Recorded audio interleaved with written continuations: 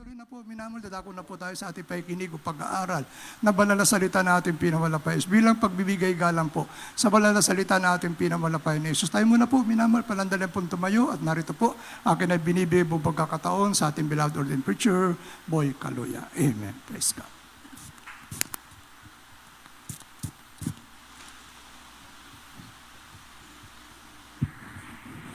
Amen. Praise the Lord. Let magsabing praise the Lord.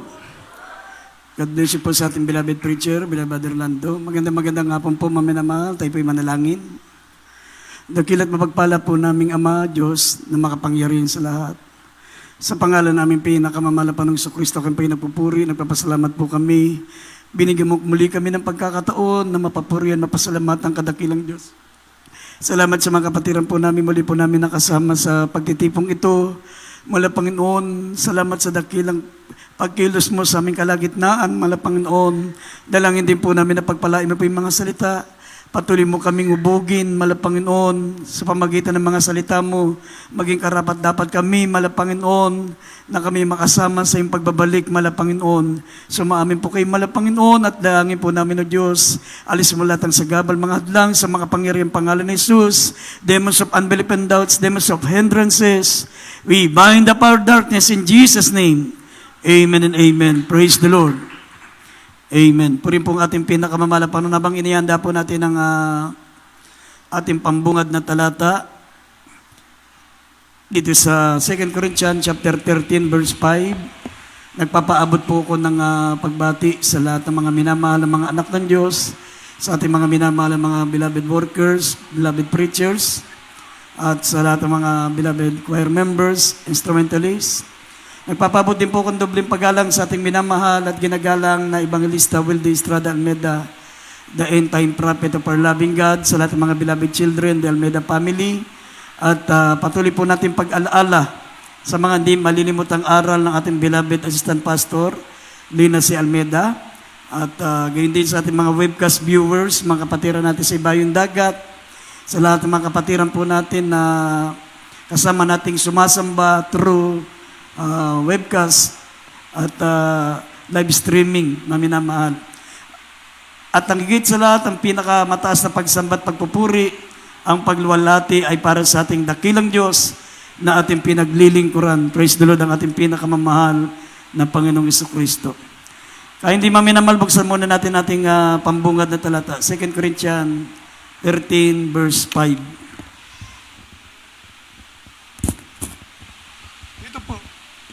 Dito po sa unang Korinto, ikalawang Korinto, kapitulo 13, talata 5. Siya sa atin ninyo ang inyong sarili kung kayo'y nanga sa pananampalataya. Subukin ninyo ang inyong sarili. Hindi ba ganyo nalalaman sa ganang inyong sarili na si Jesucristo ay nasa inyo, maliban na nga kung kayo'y itinakwil na. Amen. Amen. Amen.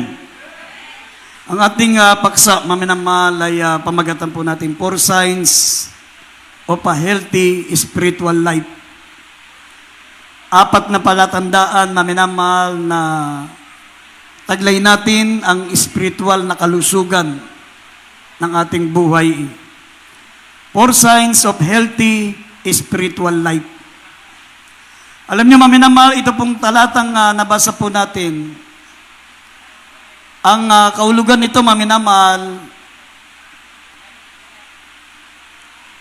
ipinatid dito, maminamahal, ang talatang ito na hindi lamang dapat tayo maging health conscious.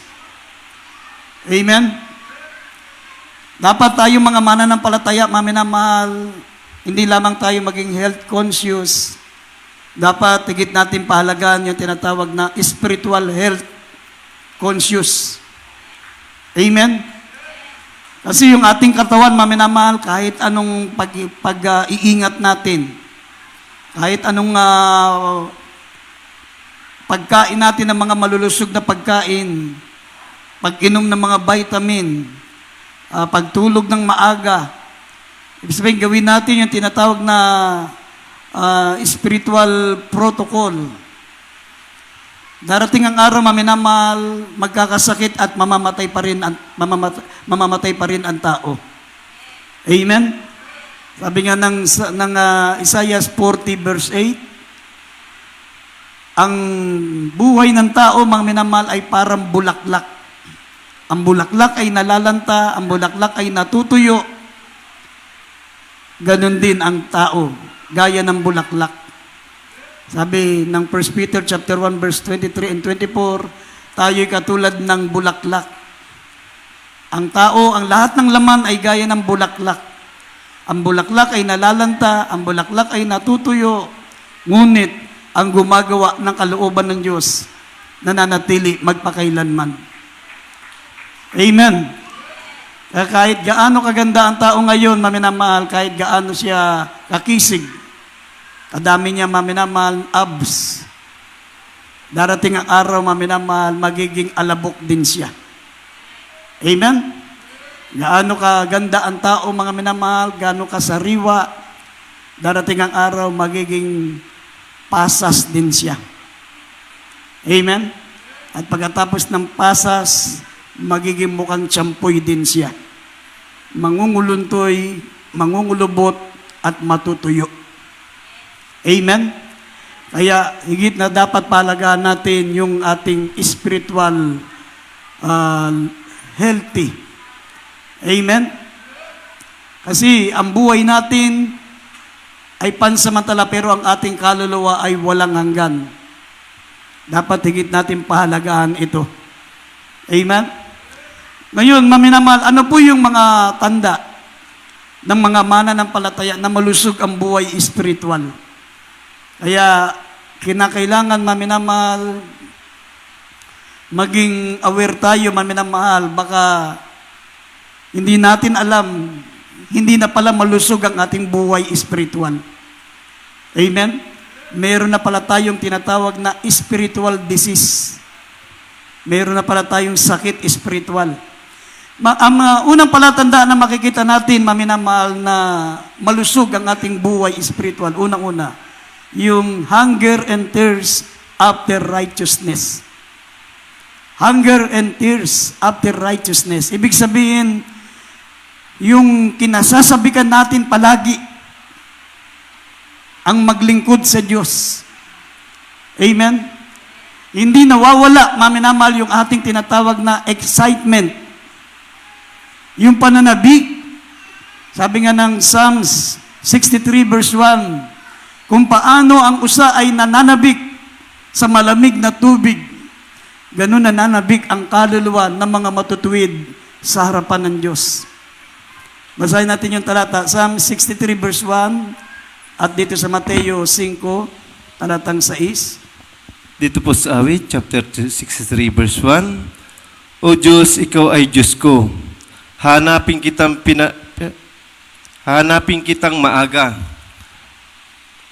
Kinauhawan ka ng aking kaluluwa, pinanalabikan ka ng aking laman sa isang tuyo at uhaw na lupa na walang tubig. Dito po sa Mateo, chapter 5, verse 6, sabi po dito, Mapalad ang nangagutom at nangauhaw sa katwiran, sapagkat sila'y bubusugin. Amen. Amen. Amen. Kaya maminamal, kapag nararamdaman mo palagi yung pananabik sa paglilingkod sa Diyos, yung hunger and tears, yung gutom na gutom ka, maminamahal, sa gawain ng Diyos, yung uwaw na uwaw ka sa presensya ng mahal na Panginoon, matuwa ka, malusog ang ang spiritual life mo. Amen? Pero kapag ang nararamdaman mo, maminamahal, ay parang naumay ka na, parang napipilitan ka na lang dumalo. Katatapos lang ng linggo, bakit Miyerkules agad? Ang bilis naman. Yung wala kang kapanapanabik, ibig sabihin, hindi na malusog ang spiritual life mo. Kailangan mo na ng doktor. Kailangan mo na ng ospital. Kailangan mo na ng gamot. Ang doktor natin, ang mahal na Panginoong Jesucristo. Ang ospital natin ay ang pastoral house, at ang gamot natin ay panalangin, fasting and prayer. Amen? Pero kung nararamdaman mo, maminamal, na katatapos pa lang ng gawain, nananabik ka kagad na maging Miyerkules na. Sabik ka, hunger and tears. Para kang gutom na gutom, kailan kaya magkakaroon ulit ng gawain? Kailan kaya muling magpupuri sa mahal na Panginoon? Matuwa ka, malusog ang spiritual life mo. Karapat-dapat ka sa rapture. Anytime bumalik ang mahal na Panginoon, ikaw ang unang kukunin niya. Amen? Kaya sabi, siyasatin nyo. Sabi, siyasatin nyo ang inyong mga sarili. Ang ibig sabihin nito, maminamal, kinakailangan maging spiritual, health conscious tayo. Ano na ang kalagayan ng spiritual life mo? Nandyan pa ba yung malusog na buhay spiritual? O baka tad-tad ka na ng sakit? Akala mo malakas ka pa. Akala mo malusog ka pa. Yung pala may taning na ang buhay mo sa spiritual. Amen? Kasi meron ganun sa Biblia, yung 1 Timothy chapter 5 verse 6. Sabi rito, kung idagdag natin dyan, ang mga mananampalataya na nabubuhay sa kalayawan, bagamat buhay, ay patay. Patay sila sa harapan ng Diyos. Akala nila buhay sila, akala nila malusog sila, akala nila malakas sila, pero ang totoo, may taning na ang buhay nila. Mamamatay na sila. Amen? Yan po, maminamal, ang dapat natin bigyan ng importansya. Spiritual life. Amen? Spiritual health. Kailangan maging spiritual health conscious. Kung sa physical, mga minamahal, masyado tayong health conscious. Inubo lang tayo ng konti, takbo na tayo sa ospital, baka COVID na. Ha? Medyo nawala lang yung pang-amoy natin. Akala natin COVID na. Yung pala, barado lang yung ilong mo. Kulang ka lang sa singa. Amen? Kung masyado tayong health conscious, dapat lalo tayong maging spiritual health conscious. Amen?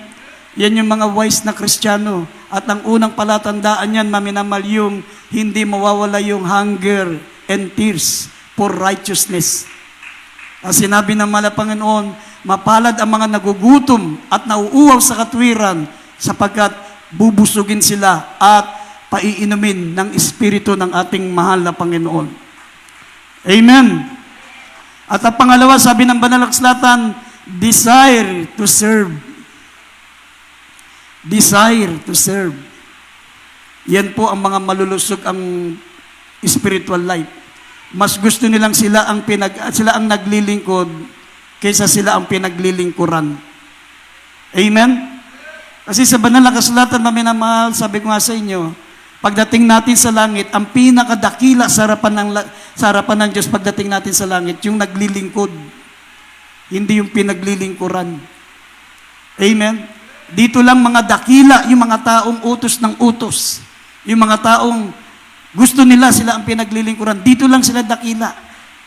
Pero pagdating natin sa langit, yung inuutusan nila dito, yun ang magiging dakila sa harapan ng Diyos. Amen? Kaya nga, kung pangalawang palatandaan na malusog ang iyong spiritual life, sabi ng Biblia, desire to serve. Katulad nung ating church anniversary, nakita nyo yung mga mananampalataya, yung mga beloved choir members natin talagang walang sawa sa pag-asikaso sa mga kapatiran natin. Amen? Yung iba kumakalam na yung sikmura, kumukulog na yung tiyan, pero hindi nagpapalata. Ang iniisip nila, unahin yung mga minamal natin mga kapatiran bago sila. Amen? Sign yan. Sign yan na yan ay malusog ang iyong spiritual life. Hindi mo muna iniisip yung sarili mo. Hindi mo muna iniintindi yung sarili mo. Ang iniisip mo, yung kapakanan ng iba. Amen? Sinabi ng Biblia, maminamahal, dito sa Galatians chapter 5 verse 13, maglingkurang kayo sa isa't isa sa pamagitan ng pag-ibig. Sapagkat sa pag-ibig, sabi ng Biblia, nakaganap na tayo ng buong kautusan. Basahin natin yung Galatians 5:13 and hanggang 14. Dito po sa Galacia Kapitulo 5, talatang 13 hanggang 14. Sapagkat kayo mga kapatid, ay tinawag sa kalayaan, huwag lamang gamitin ang iyong kalayaan upang magbigay kadahilanan sa laman, kundi sa pamamagitan ng pag-ibig ay mga lingkuran kayo. Sapagkat ang buong kautusan ay natutupad sa isang salita, sa makatuwid ay dito, iibigin mo ang iyong kapwa na gaya ng inyong sarili. Amen. Amen. Amen. But by love, serve one another. Serve one another with love. Sa pamagitan ng pag-ibig ay maglingkuran kayo. Amen. Kaya maminamahal, bless na bless yung ating mga minamahal natin, mga kapatiran, mga galing sa iba't ibang lugar. Sa Maynila, lalo na yung mga taga Maynila. Sabi nila, talagang napakaganda ng ating banalagawain dito at maasikaso ang mga choir remember natin, mga kapatiran natin dito, mga minamahal. Wala silang masabi. Talagang nakita nila, mga minamahal, na lahat ng mga ibinibilin sa atin ay tinutupad natin sapagkat, mga minamahal, tayo po ay malusog ang spiritual life. Amen? Nung sinabi natin, wala munang uupo, paupuin natin ang mga kapatiran, talagang ginampanan natin yan. Amen? Mas gusto nating sila muna ang makaupo. Halos nakita ko, lahat ng mga kapatiran natin, mga minamahal na mga ordinary Christian, karamihan mga nakaupo, mga bisita, mga ordinary Christian, ang mga kapatid natin, mga beloved choir members, mga manggagawa, talagang nakatayo, mga minamahal, talagang tinutupad nila ang mga utos ng ating pinakamamahal na Panginoon sapagkat yan po, mga minamahal, ang palatandaan, malusog ang iyong buhay espiritual. Amen? Dapat panatilihin natin malulusog ang ating buhay espiritual. Amen? Sinabi ng banal na kasulatan, mga minamahal, na sa pamagitan ng pag-ibig ay maglingkuran tayo sa isa't isa sapagkat ang pag-ibig ay katuparan ng buong kautusan. Ang pag-ibig, shortcut yan ng makapal na Biblia. Kung iisa-isain mo yung pagsunod sa Biblia, napakarami. Talagang ang hirap masunod. Ang hirap masunod. Ang kapal, ang dami. Pero ang shortcut niyan, pag-ibig. Ang shortcut ng buong utos ng Diyos ay pag-ibig. Pag may pag-ibig ka, naglilingkod ka sa pamagitan ng pag-ibig sa kapwa, sabi ng Biblia, mga minamahal, nakaganap ka na ng buong kautusan. Amen? At kung mababasa niyo dito sa banal na kasulatan, mga minamahal, sinabi ng Roma 12:11 hanggang 12, huwag tayong maging tamad. Dapat mapaglingkod tayo. Mapaglingkod tayo sa malapang, maging maningas ang ating mga espiritu, huwag tayong tamad. Gumawa tayo ng lahat ng paraan para makapaglingkod sa kapwa, makapaglingkod sa Diyos. Amen? Hindi lamang tuwing may okasyon, hindi lamang tuwing church anniversary, maminamahal, dapat kahit ordinaryong pagtitipon, kahit sa lahat ng bagay, gumawa tayo ng paraan na makapaglingkod tayo sapagkat nakikita ng Diyos lahat ng ginagawa natin. Sabi ng Colossians 3:24, maminamahal, na tatanggapin natin ang ating ganting mana sapagkat naglilingkod tayo sa mahal na Panginoong Hesukristo. Amen? Sabi diyan, yamang inyong nalalaman na sa Panginoon ay tatanggapin nyo ang ganting mana sapagkat naglilingkod kayo sa Panginoong Hesukristo. Yung ginagawa natin sa ating kapatiran, ginagawa natin sa ating kapwa, ginagawa natin sa mahal na Panginoon yan. Kaya yun ang ibig sabihin na dahil naglilingkod kayo sa mahal na Panginoong Hesukristo, yamang tayo'y tatanggap ng ganting mana sapagkat naglilingkod tayo sa mahal na Panginoong Hesukristo. Kasi pag ginawa natin sa ating kapatiran, sa ating kapwa, sa ating pinakamamahal na Panginoon natin ginawa yan. Amen? Kaya sabi, magsikap tayo, sabi ng Roma, basahin natin Roma 12:11 hanggang 12, sikapin natin na makapaglingkod, sabi rito sa talatang yan. Dito po sa Roma, chapter 12, verse 11 and 12, sabi po, huwag mga tamad sa pagsusumikap, maningas sa espiritu, mapaglingkod sa Panginoon, maggalak sa pag-asa, magmatiisin sa kapigatian, magmatigain sa pananalangin. Amen. Amen. Amen. Yan po ang mga signs na malusog ang iyong spiritual life. signs of healthy spiritual life. Maningas, mapaglingkod, mapagsumikap, mapaglingkod sa mahal na Panginoon. Talagang gagawa ka ng paraan, maminamahal, para makapaglingkod sa iba. Dahil ang paglilingkod sa kapwa, paglilingkod yan sa ating pinakamamahal na Panginoon. Dahil sabi na Mateo 25, talatang 40, pag ginawa nyo sa mga maliliit na ito, sa akin nyo ginagawa. Amen? Pangatlo, maminamahal, yung tinatawag na overflowing joy. Overflowing joy. Sino po yung galak na galak, maminamahal, nung araw ng linggo na nagpupuri tayo sa ating mahal na Panginoon? Amen? Sumigaw na nga, hallelujah, praise the Lord. Amen. Talagang nararamdaman ng isang malusog ang spiritual life, maminamahal, ang kagalakan. Mga minamahal, kapag siya po ay nakagagawa ng kalooban ng Diyos, hindi nawawala yung overflowing joy. Sinabi ng banal na kasulatan, the joy of the Lord is our strength. Sabi ng Nehemiah 8, talatang 10, ang kalakasan natin ay ang kagalakan sa paglilingkod sa Diyos. Amen? Pag hindi ka masaya sa paglilingkod sa Diyos, unti-unti kang manghihina, unti-unti kang manglalata, at magkakasakit ka na spiritually. Amen? Kaya sabi ng Biblia, delight thyself also in the Lord. Magpakaligaya ka sa mahal na Panginoon, at ibibigay niya ang nasa ng iyong puso. Ang pagpapakaligaya natin, maminamahal, hindi sa sanlibutan, hindi sa kalayawan, hindi sa mga tinatawag, maminamahal, na outing. Ang kaligayahan natin, mga minamahal, ay ang paglilingkod sa Diyos. Amen? Kaya, habang tayo po, mga minamahal, ay masayang naglilingkod sa Diyos, sabi ng Biblia, the joy of the Lord is our strength. Lumalakas ka, nagiging matatag ka, lalo ka nagiging masigasig, sapagkat yung kagalakan na ibinibigay sa iyo ng Diyos, ito ang magpapalakas sa iyo. Amen? Pero pag sa kabila ng lahat, maminamahal, ang dami nating benepisyong tinatanggap sa paglilingkod sa Diyos. Gumaling ang karamdaman natin, mga minamahal, tagapagmana tayo ng buhay na walang hanggan sa piling ng Diyos. Anytime, kunin tayo ng mahal na Panginoon.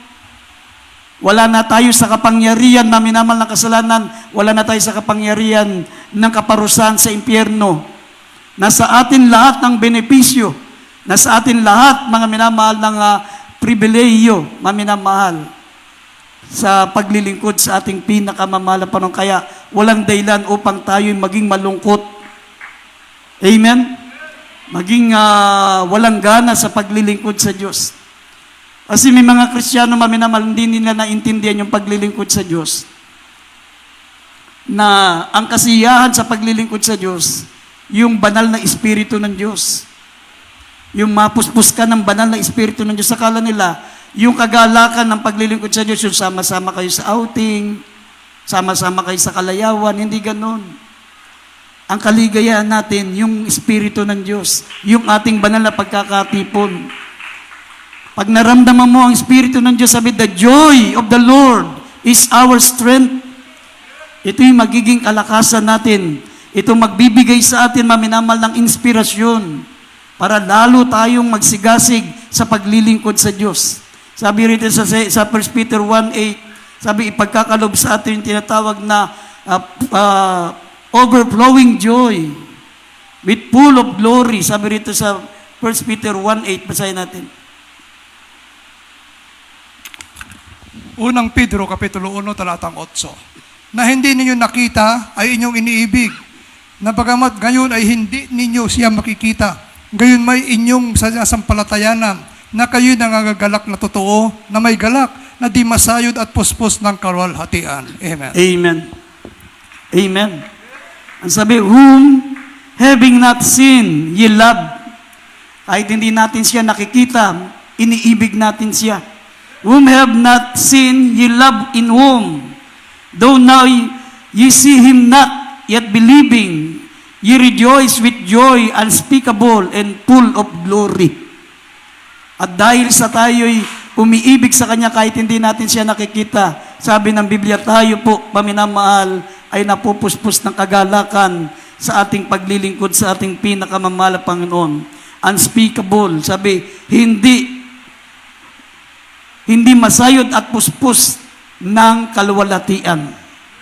Amen. Palakpakan natin ang ating pinakamamahal na Panginoon. Yan po, maminamahal. Kaya sabi ng Biblia,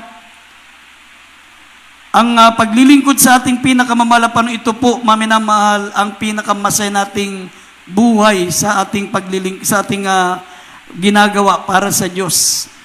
Sinabi rito sa Psalm 16 verse 11, maminamahal, in thy right hand is a fullness of joy. Sa harapan ng Diyos, meron tayong kagalakan. Amen? Diyan natin makakamtan ang ating kagalakan. Kaya pagdating natin sa presensya ng Diyos sa langit, doon natin matatanggap talaga yun talagang kagalakan, sapagkat ang kagalakan, ito po ay nasa harapan ng ating mahal na Panginoon. In thy presence is thy fullness of joy. Sa Kanya natin lubusang mararanasan ang kagalakan ng tunay, mga minamahal na paglilingkod sa ating pinakamamahal na Panginoon. Pangkauli-ulian, sabi ng Biblia, mga minamahal, yung obvious love. Obvious love. Kaya kapag ikaw po, mga minamahal, ay malusog ang physical na katawan, spiritual na buhay, spiritual life, malusog ang iyong spiritual life, kahit anong mangyari, hindi mawawala ang pag-ibig mo sa kapatid. Hindi mauubos ang iyong pag-ibig sa mga kapatiran. Sinabi ng Biblia, dahil sa pagdami ng katampalasanan, sa pagsagana ng katampalasanan, ang pag-ibig ay lalamig. Amen? Sa sanlibutan, maminamahal, dahil sa pagsagana ng katampalasanan, ang pag-ibig ng marami lalamig. Pero sa atin, hindi tayo apektado dyan. Dapat hindi po tayo naapektuhan ng mga sanlibutan na sila po dahil sa pagsagana ng katampalasanan, yung pag-ibig nila sa kapwa nawawala, lumalamig. Amen? Maraming tao ngayon, maminamahal, pag ikaw ay na disgrasya, imbis na ikaw ay dalhin sa ospital, tulungan, kakapaan muna, kukunin muna yung laman ng pitaka mo, tukunin yung mga malagang gamit mo. Ganun. Bago ka tulungan, kunyari, mamalasakit. Yung pala, kinakapa na yung pitaka mo. Hinahalugog na yung laman ng bag mo. Tapos, kunyari, bubuhatin ka.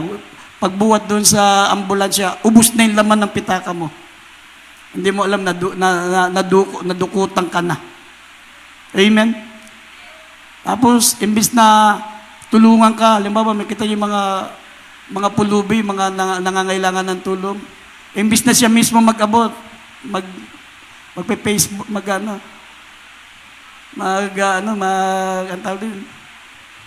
selfie. Isasama nila sa selfie. Imbis na nasa kapangyarihan na ng kamay na para tumulong, kukunan pa ng picture, tapos ipopost. Pag nag-viral, kunyari nakatulong sila, kumita pa sila. Usong-uso ngayon yan. Kung kunyari tutulong pero naka-viral, naka-social media, yung may kinukunan ng video. Kunyari tutulungan yung nangangailangan. Yung pala, nag-vlogger pala.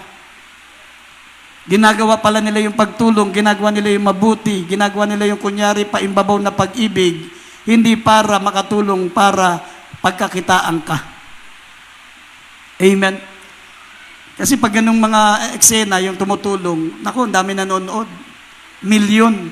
At pag umabot ng milyon yan, kikita ka na. Amen?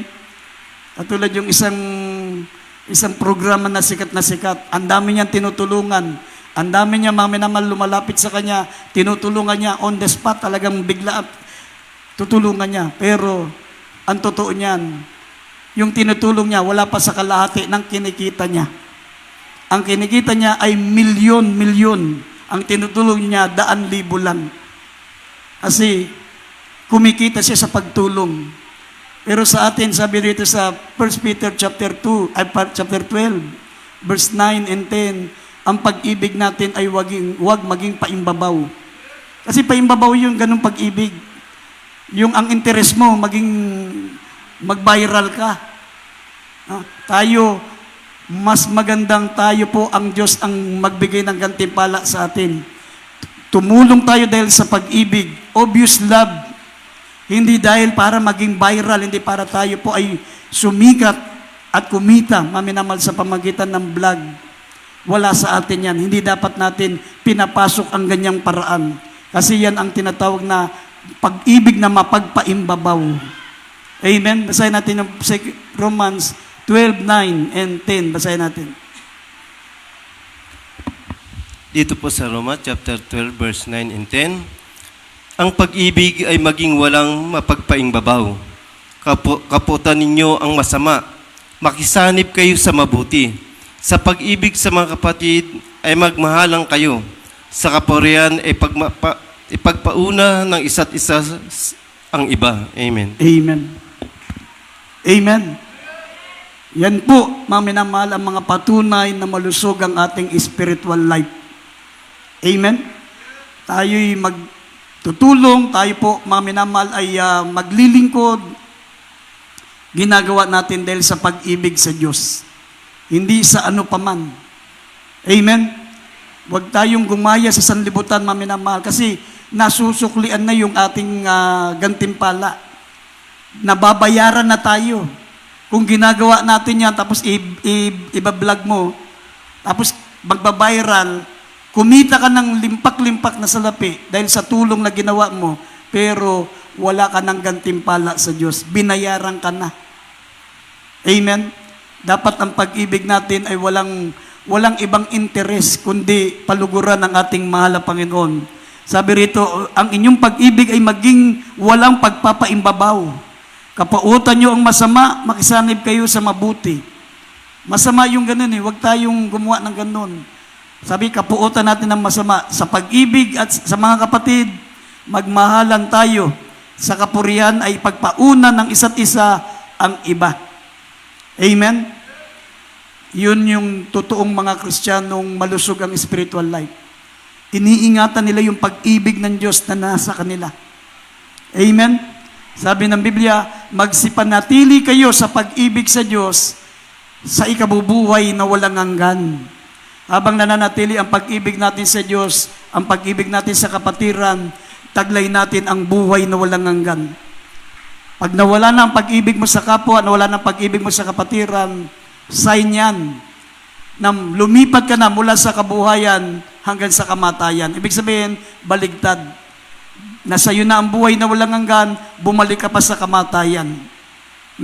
Kaya kailangan, sabi ng banal na kasulatan, ang pag-ibig sa kapatid ay walang pagpapaimbabaw. Amen? Manatili sa pag-ibig.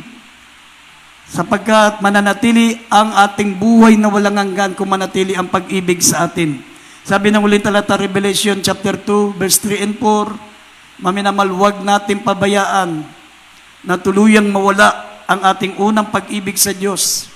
Dapat lagi po natin itong sinasariwa, lagi po natin itong pinaniningas.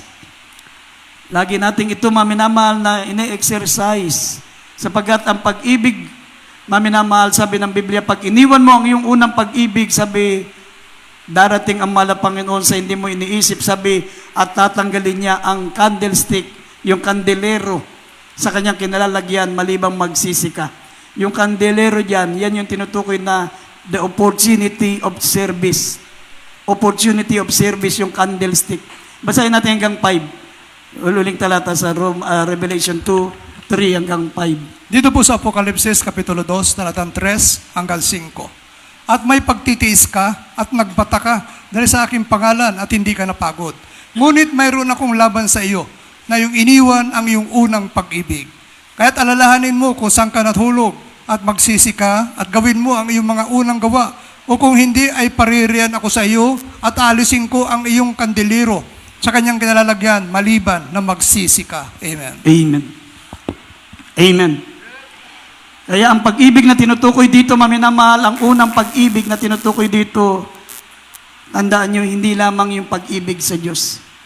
Dahil you cannot love God but hate your brethren at the same time. Amen? Hindi mo pwedeng maiibig ang Diyos, pero galit ka sa kapatid mo, napupuot ka sa kapwa mo, mananampalataya, pero sasabi mong umiibig ka sa Diyos. Ang tinutukoy diyan na pag-ibig na dapat hindi lumamig. Laging ang unang pag-ibig ay dapat nating ibalik ang ating unang pag-ibig, yung ating pag-ibig sa kapatiran at higit sa lahat ang pag-ibig sa Diyos. Hindi mo pwedeng ibigin ang Diyos habang napupuot ka sa iyong kapatid. Dahil ang Diyos hindi nakikita. Amen? Paano may ibig ang Diyos na hindi nakikita, gayon ang kapatid mo ay nakikita mo pero hindi mo iniibig. Amen? Pag nawala, pag lumamig ang pag-ibig mo sa kapwa, lumamig ang pag-ibig mo, tandayan na lumamig na ang pag-ibig mo sa Diyos. Ay yung madali ka ng matisod, madali ka ng mainis sa kapwa mo, wala ka ng amor sa kapatid mo, sabihin nawala na yung pag-ibig mo sa Diyos. At pag nawala ang pag-ibig mo sa Diyos, yun ang dahilan kung bakit may nawawala sa Diyos. May mga nagpapato, sabi, kaya ako umali, kaya ako nawala dahil natisod ako kay ganyan, kay so and so. Hindi yun ang dahilan. Pag may nawalang Kristiyano, hindi dahilan niya natisod siya kay so and so. Kaya siya nawala, sabi ng Biblia, nawala na ang kanyang unang pag-ibig. At sabi, tinanggal ng Diyos yung kandelero. Sabi, malibang magsisi ka, tatanggalin ko ang kandelero sa kanyang kinalalagyan, malibang magsisi ka, sabi ng banal na kasulatan. Ang kandelero dyan, yung opportunity of service. Magiging busy ka na. Wala ka ng panahon dumalo. Yung busy, B-U-S-Y, being under Satan's yoke. Ang ibig sabihin ng busy. Being under Satan's yoke. Mapapasa ilalim ka na ng pamatok ni Satanas. Kaya may mga Kristiyano, yung katulad ng patutuon nung isang biyernes, sabi nung isang kapatiran, natisod ako kay brother gano'n, kaya ako hindi na dumalo. Hindi, gano'n. Hindi yun ang dahilan kung bakit hindi na siya nakadalo. Siya po ay inalis ng Diyos kasi nga nawala na yung kanyang pag-ibig sa kapwa. Nawala na ang kanyang pag-ibig sa Diyos. Sabi, inalis ang kandelero, the candlestick, the opportunity of service, kaya hindi na siya makadalo. Yan ang totoo niyan pagpatungkol sa spiritual. Kaya panatilihin natin ang pag-ibig natin, maminamahal, ay laging nananariwa. Ano man ang mangyari, sumaga naman ang katampalasanan, ang pag-ibig ng mga Kristiyano sa Diyos, kailanman hindi dapat manlamig. Tayo tumayo, maminamahal, awitin.